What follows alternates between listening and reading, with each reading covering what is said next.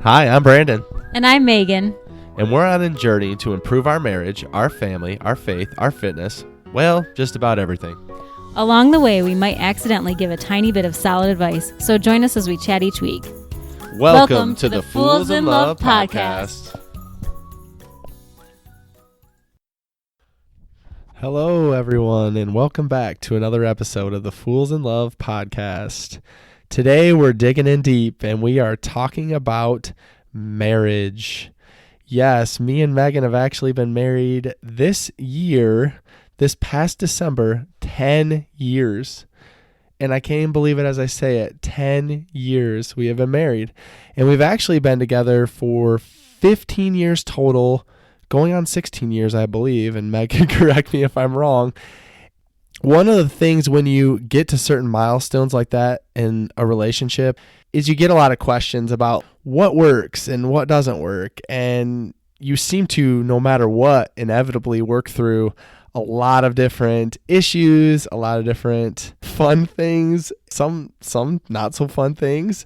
And Meg's smirking at me as I say it. I think we've all been there. Really, today, what we're looking to dig into is the 10 things that when we think about it, that we've learned and that are the most impactful in our 10 years of marriage. Oh gosh, yes, we've definitely learned 10 and very, very many more than 10 things during our marriage. But I'm so excited to talk to you guys about this today because it's just a fun and also probably pretty refreshing and honest look at just marriage in general too. Yeah, the biggest thing, and it's going to sound harsh when I say this, but I'm just going to go ahead and say it. The number one thing that I could say that I've learned about marriage in these 10 years, and you learn very early on, is that marriage is hard. I'll say it again. Marriage is hard. I think so often we look at social media or we look at TV or movies or the fairy tales and we think you meet the person that you're supposed to be with, you know they're the one, you get married, and from there it's all sunshine and rainbows. But unfortunately, we all live in the real world and we all have real problems. You're taking two individual people who a lot of times are coming from opposite ends of the spectrum. They may be opposites as far as personality goes. I know in me and Megan's case, for example, I'm an extrovert. She's an introvert. That causes some things. You bring your own baggage into it as far as what you're going to bring into the relationship. But I always like to think that in the movies when they meet Mr. and Mrs. Right and it becomes this, birds flying and kisses and twinkling stars. And I'd always wonder what happens the next morning when Prince Charming wakes up with Cinderella and she's got the messy hair and the drool and the morning breath and what happens from that point on. And really, there's no other way to say it other than it is difficult. It's important when you think about it to think about it in that mindset. Because if you go into it thinking that it's going to be so easy, then the minute it becomes difficult, then you're going to just freak out. That's always the case with anything. If you go into it thinking it's going to be easy, then any obstacles that you go into it after the fact, it just becomes more and more difficult because you've set yourself up to believe that it's more challenging than it's supposed to be. But if you go into it with the mindset that it might actually be difficult and that it's going to take some work, then there's where you start out on the right foot. And adding to that, if there are issues before you ever get married, marriage isn't the way to solve it. It's kind of like how people, well, I don't know if people say this, but it used to be a thing where people would say like, oh yeah, if things are going wrong, just have a baby, ha ha ha. Well, same idea here. If things are not good before you get married, marriage is not the way to solve them. Those problems are still going to exist once you have your wedding day. Yeah, I think the biggest thing is you got to put in the effort. You have to do everything you need to do to make it work, and it doesn't just work out on its own. Which leads us to number 2. Compromise is a must. Oh boy, it is. Do we agree on everything? No way. No, we definitely don't. So when things come up and when obstacles come up, it's important that you know that, first of all, things will come up. And second of all, that compromise is something that you need to be willing to do. What actually does happen when you do disagree, because like we said, it's not always going to be easy. So when you do have a disagreement, it's very easy to be selfish, to look at things only in your realm or your mindset or where you are from your experiences. But you also got to accept that that person that's sitting across from you has also had their own experiences. And you also need to think outside the box and think, maybe they do have a point. Maybe I need to actually open my ears and listen to what they have to say. And maybe there's some valid points in what they're saying. This is totally not an impactful or meaningful story, but we're going to tell it anyway. I am. Last week, we were talking about redoing our floors. And when we are redoing our floors, we're going to do them ourselves. But we got into this dumb argument about how we should label the baseboards of the house when we take them off to redo the floors. It just triggered in my brain because you were just saying somebody might have a valid point. Well, I was just dead set that I didn't think that there was a need to make a diagram to go along with the baseboard numbering system that I had come up with. And Brandon did not agree with that. He wanted the diagram. And eventually he was like, Meg, I don't get why you care. You're not the one who's actually going to be doing the floors. I'm going to be doing it. If I want this stupid diagram, just let me have the diagram. And I was being so stubborn, but eventually I was like, oh yeah, for sure. I think you should have your diagram because it doesn't matter at all to me. You are the one doing the floors. But there's just a silly example of something that I had to give up a little bit, which can be difficult when you're stubborn and want to be right like I do.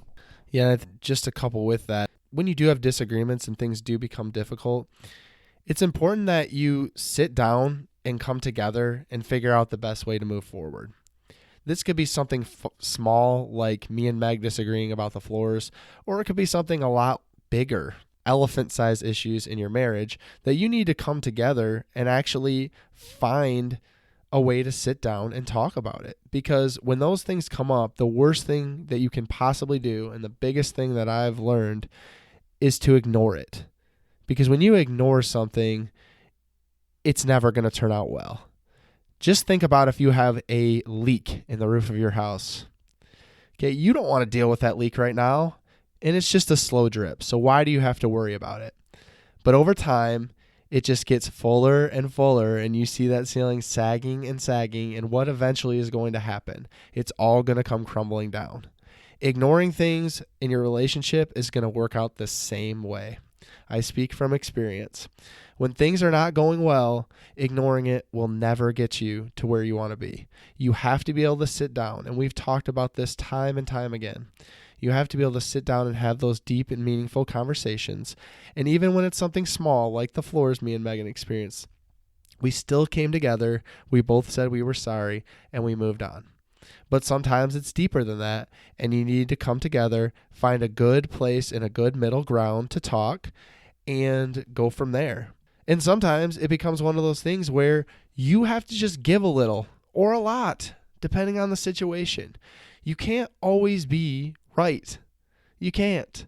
And sometimes we need to think about that and tell ourselves that, because we all are built that way, where we just want to be right. We want to get the last word. And that is not something that you're going to be able to do if you want a successful marriage. You can certainly do that if you want a crappy marriage. But if you want a successful marriage, you're going to have to give a little and sometimes give a lot to make that happen.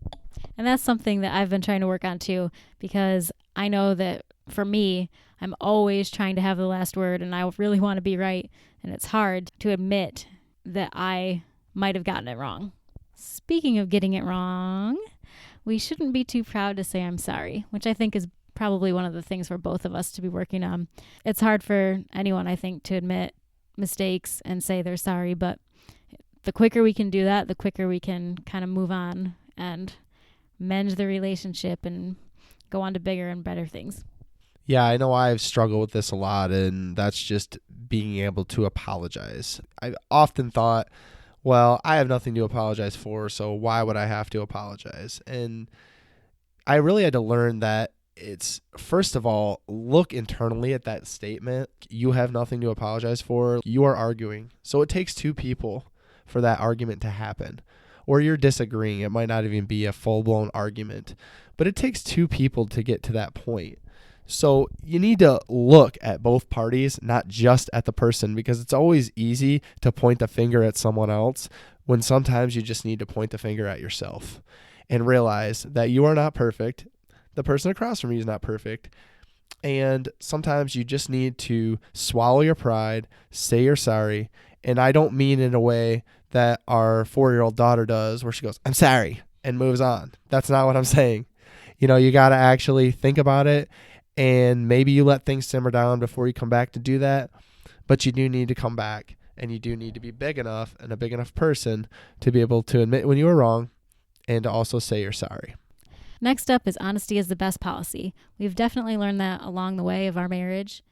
It's super important to be honest, except if you're talking about somebody not looking their best in a certain shirt. Then I think you should probably just keep quiet. But we do believe that you should have open and truthful conversations as often as possible.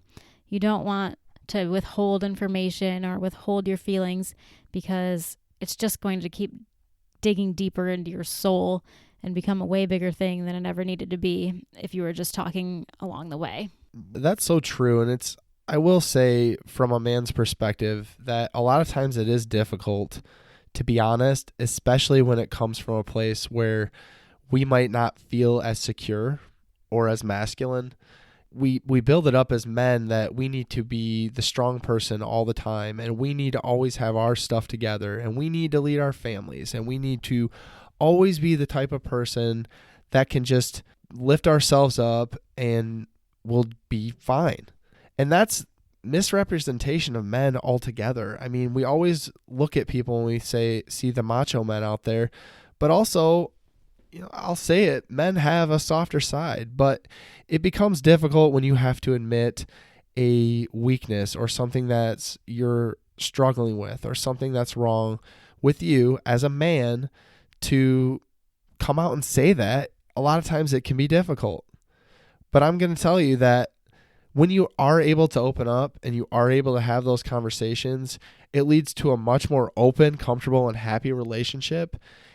And Megan really appreciates, and I'm sure your wife or partner would appreciate, opening up and having those conversations because it's something that is just going to garner such a stronger relationship for the long run. I definitely appreciate it. I feel like we do a much better job at our relationship when we both kind of know where the other's at, and whether that's that everything's amazing or whether there's some, things we need to work through together. I'd rather be in the know about whatever that is than be thinking everything's cool when it's not. Yeah, number 4, we've kind of already touched on, but I believe that it's a large enough issue that it needs to be touched on again. It's that selfishness actually gets you nowhere. And I know it's hard in a world where everything seems to be centered around me. Like, what can I get? What can I do? What can I go out and do what's best for me? And everyone looks at things, by the way, in a lens of themselves.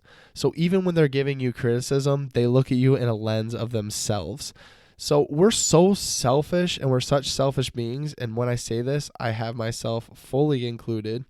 So it becomes really hard to think about someone else more than yourself.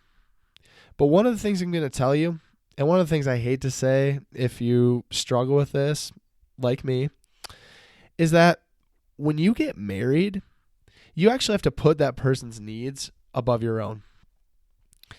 And I know a lot of us come from a place where we might have been single and we appreciate the single life. And a lot of times people dream about the times when they were single and they could just do what they wanted to do. But ultimately, when you get married, you are a partnership. You are supposed to do everything 50-50. So if that means that you have kids, that means you're both responsible for raising those kids. You're both responsible for the household chores, men. You're both responsible for everything. But you have to, a lot of times, put yourself aside. And for me, I really, really strive to do that. I try to put Megan in a place where I put her needs above my own. I fail a lot of the time, but that's my goal. My goal is to show her the type of love and to put her above myself. And one of the things that really sticks with me when I talk about this, because we have kids and we also one of our kids happens to be a daughter. And I read something one time that says your daughter will basically marry the person that she sees you being. So like your example of what a husband and a father is supposed to be is the type of man that she's ultimately going to look for. Well, that's a big and heavy burden to take on, but it's something that puts you at a level that you need to be looking at and respect and appreciate, because that's that person and that person in your life, how they're viewing you and even how the outside world views you is such a big impact on how the rest of their life might go. Well, if our daughter finds a man that's like you, I think we're in for a really good life for her. So you don't have to worry about that. I'm excited if she finds someone as good as you. Speaking of kids, I know that this number 4 of selfishness getting you nowhere got a little bit harder for me when we had kids. Kids just take so much time and energy, obviously. The more energy that I need to put into them, the harder it is for me, at least, to put energy into our marriage and Brandon at the end of the day. It's like, once our kids go to bed, I don't want to be thinking about what he might need. I'd rather be thinking about how I'm going to lay on the couch and do nothing. And it's so hard for me to remember, put him above me, even when I'm tired, even when the kids were annoying, whatever the case may be, that it's still just as important for me to treat him the right way, even with kids in the picture. Yes, thing that really comes back to all these things that we're going to be discussing is you have to make the effort. You have to put forth an effort to make things work and to make yourself have a healthy and happy marriage. You really have to sometimes step out of your comfort zone. You have to do things that maybe your spouse likes to do that you might not want to do. And again, that goes back to the selfishness issue. I don't want to do certain things because that's just not what I want to do. Like Megan was saying, once the kids go to sleep, she might not want to spend time with me on that given night. But that might be something that I need. And it's certainly something that your relationship needs. So it's important to be considerate at how that person feels and where they're coming from. And a lot of times you just have to reflect and remove yourself from a situation in the moment and think about where that person's coming from and if they have any valid points. Don't let that voice in your head tell you that you are right or you are always right, because if you sit there and look at the world and you think that you are always right no matter what, boy, are you going to have some trouble, and you're never going to have a chance to learn and grow. Because so many times when we're thinking about it and we're thinking about the opinions or viewpoints, I should say, that our spouse has or that the outside world has, it just opens our eyes to other opportunities and gives us more of an opportunity to grow in ourselves. Last thing that I want to say is that many times there are seasons where one person needs to be there for the other a little bit more, and you have to be kind of willing to understand that that's going to happen and be the rock when you need to be the rock and be the person who needs a little bit more love and attention when it's your turn to need that too. Absolutely. And I've seen it in these 10 years of time. There's been plenty of times where Megan might have been going through something that was a little bit more difficult and I had to be there. And then there's certainly been times where I have struggled and Megan's had to step up and be there. But the biggest thing is you just got to keep a pulse on the relationship, and you really have to make sure that you are communicating, that you're being honest, and that you're compromising when needed to make sure that you're there for what your partner needs. And on a lighter note, number 5 is it should be fun. I think we do a pretty darn good job of this one, actually. There are a million times a day when you make me laugh or you make me smile or I just can hardly contain it. Like the other night you did something, I don't even remember what it was, and I just could not stop laughing. I couldn't get over it. But it is super important that you have those kind of moments with your partner because it has to be fun. If it's not fun, what are you even doing? Like, why are you even attempting the relationship at all? Yeah, obviously, we talk a lot about the big stuff and making sure you're having those deep and meaningful conversations. But it's also equally important to have fun, just like Megan said. Go back to when you first fell in love, when you first started dating. Where did you find joy in the relationship? It wasn't always this deep and meaningful thing. A lot of times it was just the fun times you had. You initially had some kind of attraction, and it wasn't, my guess is it wasn't anyway, just a physical attraction. Certainly that was there, but there was something in that person that brought something out in you. And I remember back when me and Megan first started dating, and I remember a conversation I had with my brother, and he was asking me about the date, and I just said, I don't know, there's just something different about her. And that's just what it was for me. I can't even pinpoint what it was even now, but there's just something different that made me know that she was the person that I was supposed to be with. But I will say that from that moment to now 15 years later of dating, there has been times where it's difficult, and you got to just go back to the source. What did we used to do that was fun? What did we enjoy doing that's fun together? Not even what we used to do. What do we do now that's enjoyable? And you got to work that in. And you got to be intentional about making that a part of each of your days. Because a lot of times there's days where Meg's struggling, where I am a goofball, or I do things to try to get her into a place where she breaks out of her funk. And trust me, Megan does the same for me. There's times where you just got to keep it real and just lighten the mood. And we do this a lot just by having inside jokes together. There's things that me and Megan talk about that I promise you no one around would probably understand or care about. But it's just the small things that allow us to laugh together, to be together. And those are the most important things, because that can easily get lost. And honestly, in the times of struggle, that's the easiest thing to get lost. I can promise you, it's the easiest thing. But you got to remember that and make it a part of your day, especially the times where it's needed. Yeah, I mean, and fun can look like anything. Sometimes fun is dancing around the kitchen to the song that we, what is that even called? Our wedding song? Is that what it is? Our wedding song. And other times it's going out to lunch and cracking up at each other, or remembering something dumb from 15 years ago. I don't know what it is, but there's a million different ways that you can have fun, and you should definitely explore that. Yeah, and those fun times are great. But number 6 leads us to, you also need individual time. Me and Megan work together. We do a podcast together. I help Megan with her blog. We are together almost 24/7.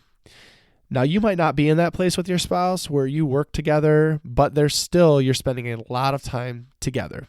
And it is important that you carve out some individual time for yourself, because spending time together obviously is important, but it's also equally as important to get some alone time.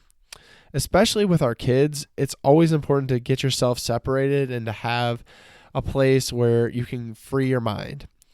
Me and Megan do this a lot with our fitness, because we've discovered that fitness is just such an important thing as far as mindset goes, as far as the feeling about yourself goes, motivation, everything. So I highly recommend that you work fitness into your repertoire. But that's one of the easiest ways that we've found to get alone time, and just to get some time that's guilt-free to be doing something good for ourselves and be doing something good for our mindset. Yeah, I absolutely notice a difference in myself when I'm working out or having that time. I mean, it is fun, like when we'll go on like family runs and stuff sometimes, which is awesome. But once in a while, I do really just need that alone time. And it's fun to just disconnect and take my headphones and just get lost in that run. The other things we do, well, actually, I've done more of this than you have, but I know your time is coming because you've already warned me, is that we'll take just little bits of time here and there just to do other things. Like a few months ago, I went overnight with one of my friends for a spa night, and that was really cool. And then maybe last month I headed up to Michigan to see my mom and sister for a little bit of a weekend, a little bit of a girls' weekend. And I know that you're ready for football season to start, so you can sneak away and head to some games with your brother maybe. So we just try to do things that are on our own that can ultimately give us a little bit of space. Yeah, and it's important that you work that in. Like Megan said, she's had times where it's come up for her recently where she's just gotten opportunities, or we've created opportunities, and we were intentional in a lot of ways to make those opportunities happen, because we all just sometimes need a break. And A break is good not only for you to have individual time, but just to break up sometimes the monotony that can happen or just the chaos that can happen in everyday life. I just want to kind of backpedal a little bit here and say the one thing I will say about this is individual time is very important. It's often looked at in the other category we talked about as like a selfish act. I know especially when it comes to like being a mom, it can be difficult to like leave your kids. But it's something that is very, very important to your well-being. The issues that come up with that too, I find, is you have to be intentional about giving individual time to both you and your spouse. Now that might not always come up equally. But you don't sit there with a clock the whole time they're gone and say, well, I was with the kids for 4 hours, or I was with the kids for an entire weekend, so now I get an entire weekend away from the kids. You have to give and take, and sometimes it might not work out that way. But the most important thing is if you are being honest and open and you're giving each other time, that's the most important thing I can say. It's not so much that it's an equal amount of time and every minute is counted for in this case, but it is something that you want to make sure that you're not always the person going away, or you're not always the person that's getting to go on a run, and then you're not allowing that same time for your spouse, because it's equally as important for them to have that time as well. The next one is number 7, which is sharing experiences is better than things. We would much rather take the trip than have the jewelry. We'd much rather have an amazing experience together, whether it's locally or whether we go somewhere exotic, than just buy another item as a gift for each other. Yeah, and I always think about it in a way that what are you actually going to remember in 5 years, 10 years, 20 years? What are the experiences that you remember as a couple now? Even if you've been together a few years, think back. What are the things that you remember? Or even if you're not in a relationship right now, what are the things that you remember from your life? Do you remember the new iPhone you got, or the jewelry you got, or whatever material thing you got? Or do you remember the experiences that you had? I can tell you from a personal note, the biggest things I remember as I'm thinking back in my mind right now are all the different experiences we had. Sometimes they were just small little coffee dates that me and Megan had. Sometimes they were bigger trips we had. But I promise you, it was never what Megan bought me or whatever item I wanted. Like she's bought me a lot of different things, but that's not the thing that always comes to my mind. It's more importantly the experiences. And I always have found that they outweigh the things. And I know that's a popular thing now, but it is so true. Just try to live it out. Like on the next holiday, just decide that you're going to take that trip, or you're going to go on a date, or you're going to do something else that might be outside the norm. Skip the material things and just spend that time together. And it's going to be more memorable.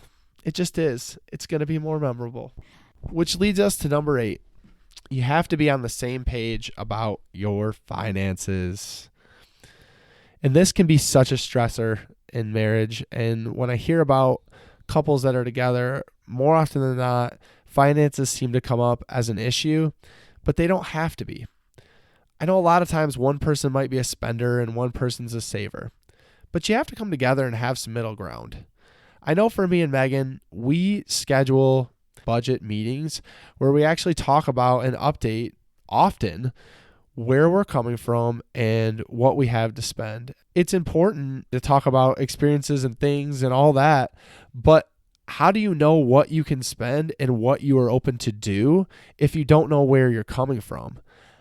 I find a lot that people, either one partner or the other, controls all of the finances, and maybe that's their gift. Maybe they are someone who is really good with money, but I also feel like it's important as a spouse to have an equal say in what's happening and to just have an understanding, because without that understanding, you won't know where to go or what you can do, because you'll have no idea where you're coming from. Yeah, I mean, I know this is ridiculous, but I don't even like to eat like a fast food meal or buy a book on Amazon without touching base, even though clearly I'm pretty sure we have a few bucks in the bank account and it's all going to work out just fine. It just feels awkward to me to not tell you and not give you that heads up.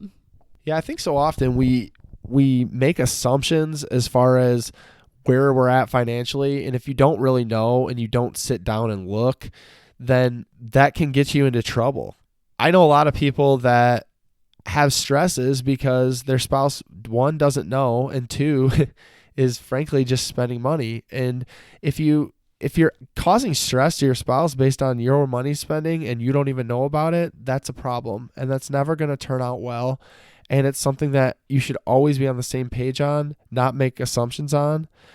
And one of the areas where me and Megan have tried to get more intentional is in our long-term planning, and try to plan out looking ahead as best you can and just have a plan moving forward, because you don't want to get older and older and have no plan as far as what you're going to do or where you're going to go. And I know finances, they just bring up stress for a lot of us. I mean, money just internally can be a stressor, but it doesn't have to be if you're on the same page and have an understanding of where you're coming from. Which leads us to number 9. Having kids makes marriage harder. Really, it should say having kids makes marriage so much harder. When we first got married, we had so many date nights. We could just do whatever we wanted, whenever we wanted. We could sleep in. We could go to as many places as we wanted to in a day. But then you have kids. And overnight, you are responsible for other people, and you have to nurture them and give them everything they need.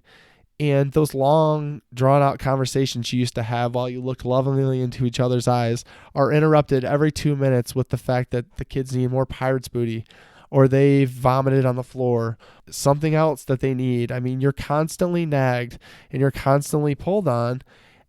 And I mean, as I say that, it sounds like really harsh on the kids, and I'm not trying to come from that place. All I'm trying to say is it becomes really difficult to even have a conversation, let alone have some intimacy.